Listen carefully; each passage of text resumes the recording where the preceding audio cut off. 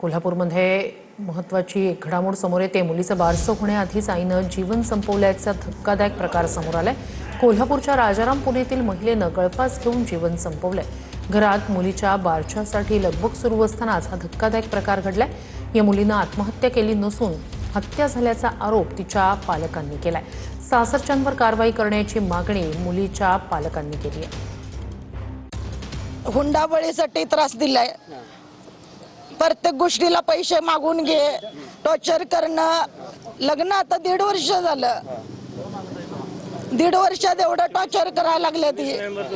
एका महिन्याच्या आत आई वडिलांनी पाया पडायला लावल्याने त्या माणसाने म्हणतात आम्ही हाफ मर्डर केलाय, फुल मर्डर करायला काय वेळ लागतोय काय। आता बारसाची मागणी करत होते आणि 15 ऑगस्टलाच बारसं करा म्हणून लागले। आम्ही म्हटलं आता पैसे नाहीत, दिवाळीकडे गणपतीकडे बघूया, नाही आता मग तरी बी म्हटलं करूया, तरी पण टॉर्चर करून मारून गाठल्याने माझ्या मुलीला। पाळणा घेतल्याने 51,000चा पाळणा घेतल्याने त्याने कुठलं बाळ झोपतं 51,000च्या पाळण्यात? गरीब लोकांच्या घरातलं। मनीषा काटकर, वीरेंद्र काटकर, ऋतुजा काटकर आणि प्रत्येक काटकर या चौघांनी मारून टाकल्याने पोरीला।